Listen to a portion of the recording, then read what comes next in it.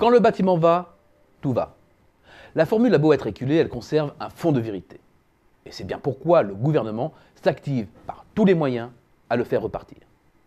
Dernier événement en date, l'annonce le 9 novembre dernier des mesures de renforcement du prêt à taux zéro par la ministre du Logement, Sylvia Pinel. Le but, faciliter encore plus l'accession à la propriété des ménages pour relancer la construction. Un activisme qui peut surprendre, mais qui s'explique parfaitement bien car le bâtiment est le secteur clé de la relance de l'emploi en France. Il suffit de superposer deux courbes pour bien se rendre compte.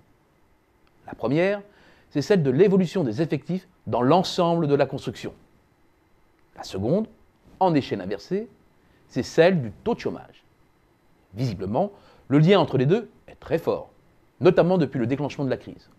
Quand les emplois flanchent dans la construction, le taux de chômage augmente mécaniquement et immédiatement. Cela n'a pourtant rien d'une évidence. Le bâtiment emploie directement environ 1 90 000 salariés. Même en lui ajoutant les quelques 361 000 artisans, ça ne fait que monter le nombre d'actifs à 1 451 000, soit 5,5% de l'emploi total. Mais le bâtiment, c'est beaucoup plus que cela, car il est au cœur de tout un écosystème. La filière française des matériaux de construction lui est ainsi totalement dédiée. Toujours en amont, il faut ajouter les cabinets d'architectes, d'ingénieurs, qui interviennent dans la conception des locaux. Autre élément à ne pas négliger, l'ensemble des acteurs qui participent au financement. L'acquisition d'un logement, par exemple, donnant lieu le plus souvent au déclenchement d'un crédit. Et une fois l'achèvement des travaux réalisés, il faut encore intégrer toutes les professions liées à la gestion des bâtiments. Ainsi, selon les calculs de la Fédération française du bâtiment, un logement construit amènerait la création de 1,6 emplois.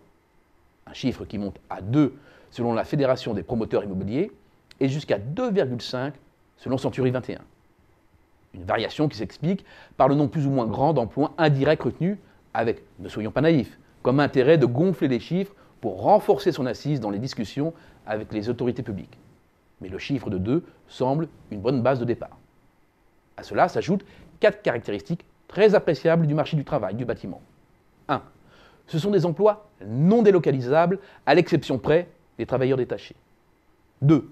Ce sont des emplois géographiquement disséminés, qui concernent tout le territoire, même les zones sinistrées. 3.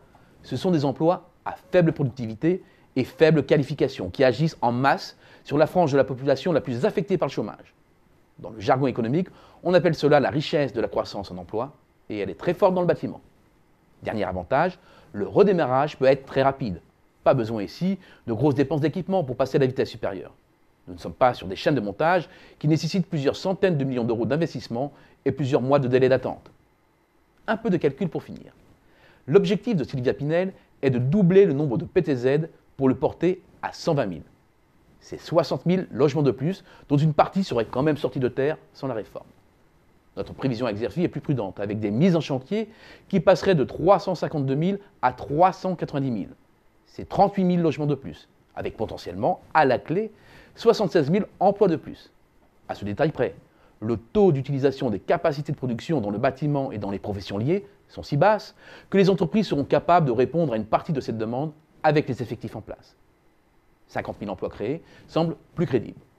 On comprend mieux ainsi l'empressement à jouer la carte de la construction, car c'est bien là que se joue l'inversion de la courbe du chômage.